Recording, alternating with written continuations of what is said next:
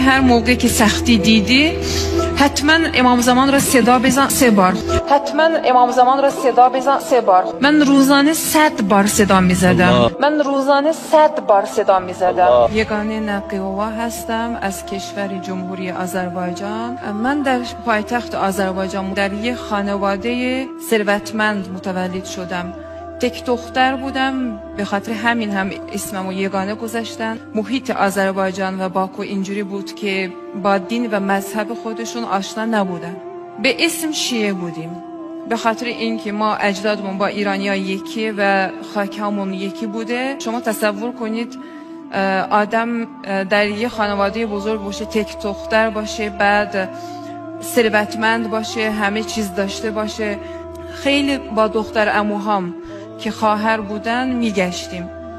اهل رقص و اهل آرایش و اهل بگو بخند و خوشگذرانی و حتی هر کاری که از دستمون می اومد انجام میدادیم فقط به خاطر اینکه خوشگذرانی داشته باشیم. یه روز بابام گفته که ما یه خونه بزرگ میسازیم، خونه ویلایی. در ورودی شهر باکو یه محله بود که پولدارا اونجا زندگی میکردن. اونجا که ما رفتیم، بابام درسته که دین و مذهب را نمیشناخت ولی اهل مهمونی بود. اون موقع بابام یه مهمونی خیلی قشنگ تشکیل داد. متاسفانه تو مهمونهای ما شراب هم بود، گوشت خوک هم بود و ذبح اسلامی اونجا تو بازار کم پیدا هست. در این مهمونی یه خانواده بود که خانم قیافش خیلی فرق داشت از همه، یعنی محجبه بود ایشون. من اولین بار بود که چنین شخصی دیده بودم که مثلا لباسش کامل بود، بعد اصلا از سفره ما هیچی نمیخورد. برای من تعجب آور بود. اون موقع هم من نزدیک شدم به اون خانم، گفتم که شما چرا نمیخورید؟ چون در کشور ما اگر از غذای صاحب خونه مهمون نخوره یه جوری بی احترامی یا نپسندیده اینجوری. ایشون یواشکی به من گفتن که شما اگر از آشپزخونه مثل نون و پنیر و انگور چنین چیزی بیارید من میل میکنم. تابستان بود، من هم داشتیم آوردم از این چیزا. یکم میل کرد، بعد گفت که اگه دوست داشتی تشریف بیار یه روز خونه ما. تقریبا 30 سالش بود ایشون و خیلی یعنی اخلاقش از آدم‌هایی که تا اون روز دیده بودم فرق داشت. خیلی نرم، خیلی مثلا با حیا، لباسش فرق داشت. منم که به دنبال یه چیزهای جدید بودم و هر روز یه چیزی کشف می‌کردم اینجوری. بعد گفتم که یه روز برم خونهشون که چون جالب بود چرا ایشون مثلا فرق دارن از ما. سریع بعد از چند روز رفتم به خونهشون. اینجوری رفت آمدهای ما شروع شد. تقریبا من هر شب وقت خالی که داشتم میرفتم به خونهشون، چای میخوردیم، صحبت میکردیم. دیدم که ایشون با نامرما اصلا دست نمیدادن. ایشون مثلا روزه میگرفتن. برای من مثلا تعجب آور بود که چرا باید انسان از صبح تا شب باید گشنه بمونه. یه روز ایشون به من گفتن که آیا شما میدونید که ما امام زمان داریم؟ من تا اون روز حتی پیامبر خودمون را نمیشناختم، یعنی 14 معصوم را نمیشناختم، چه برسه به امام زمان. اسم امام زمان را گفتن، یه تعریف های گفتن از امام زمان. من متوجه شدم که انگار یعنی دنبال این بودم، گم شده خودم را پیدا کردم. یه جوری قشنگ حرف زدن از امام زمان که ایشون پدر ما هستن، همه جا هستن، ما را میشنون اینجوری. ولی سنشون را که گفتن خیلی تعجب کردم. آشنایی من با اسلام از امام زمان شروع شد. یواش یواش یعنی حالم عوض می شد. یه روز نماز گفتن میخوای یاد بگیره. 2 ماه طول کشید که من نماز را پنهانی یاد گرفتم. بعد روزه یاد دادم به من. ولی کار رسید به حجاب. خب بالاخره نماز، روزه، اعتقاد اینا مثلا میشه پنهان کرد، ولی حجاب دیگه قیافه عوض میشه، انسان نمیتونه پنهان کنه. و خودم را آماده کردم. تقریبا 1-2 ماه طول کشید و تصمیم گرفتم که محجبه بشم. رفتم مانتو با روسری تهیه کردم، یه جشن کوچیک گرفتم و اسم منو اون روز عوض کردم، گفتن کوثر. 1-2 ماه اینجوری نقشه کشیدم که خانواده به خبر نشن. موقع ورودی مانتو با روسری در می آوردم و موقع خروجی سری می پوشیدم. ولی بالاخره متاسفانه همه جای جهان همسایه های فضولی هستن و ما هم یه همسایه فضولی داشتیم که همیش چشمشو مثلا میانداخت، زوم میکرد به من. شو میرم بعد از رفتن من به مادرم گفتن که دختره چی شده، چرا عوض شده.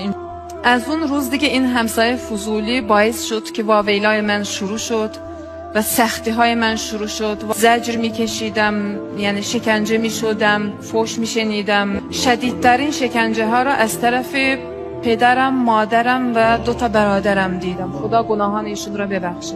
مادرم موقع برگشت میخواستم به خونه برگردم، دیدم دم در وایستاده، دستش یک کلید آهنی و عصبانی منو حسابی کتک زد. اون روز اولین کتکی که برای اسلام خوردم به خاطر حجابم بود و از طرف مادرم.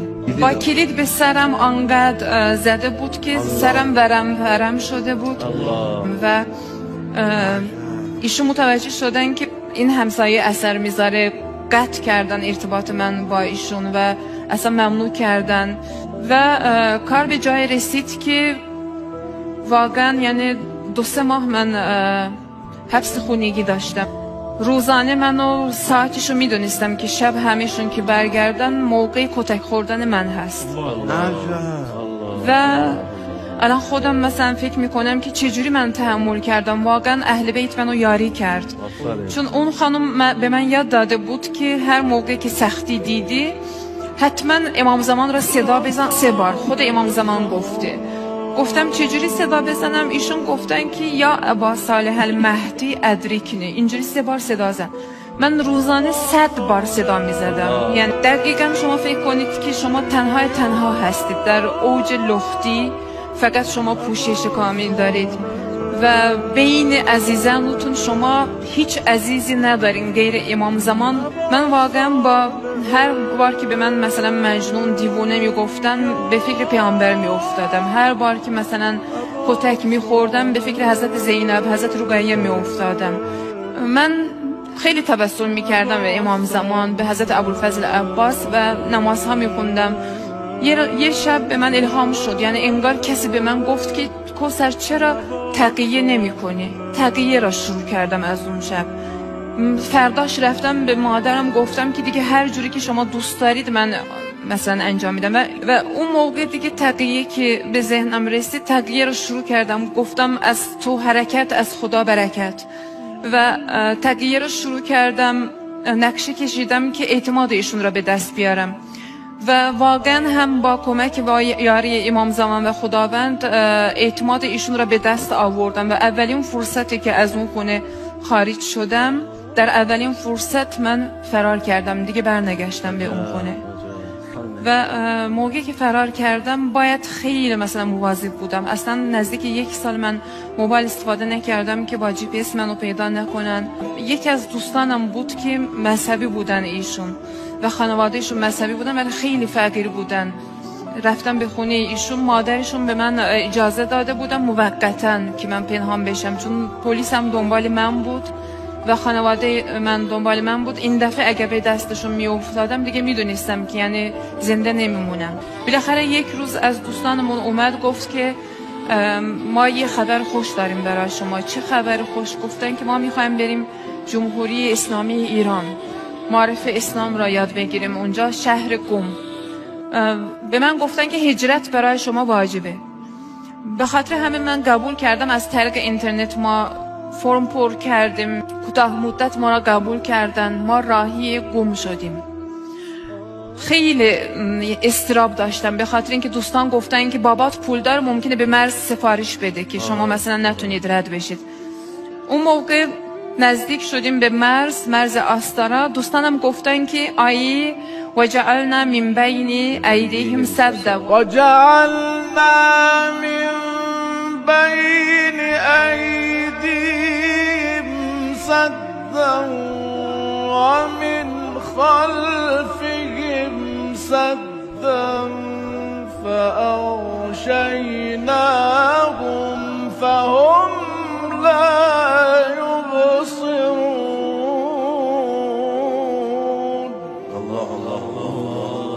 گفتن که تو رو خدا کوثر این آیه زیر زبانت باشه که به راحتی رد بشی. من حفظ بودم، کل مسیر را اینو خوندم و به راحتی با این آیه رد شدم از مرز و به ایران که وارد شدم اوج یعنی احساس امنیت و آزادی را احساس کردم.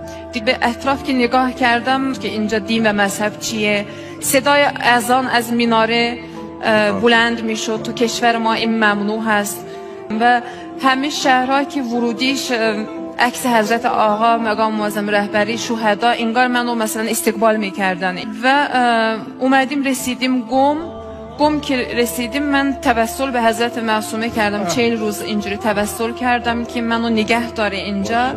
من دعای عهد خوندن سر صبح ساعت 8 اونجا دیدم، گفتم کوثر حتما باید بین اینا باشی. آخرش دوست دارم یکی دو تا نکته را بگم که اون همسایه‌مون اسمش ستاره بود. ایشون واقعا ستاره زندگی من بودن.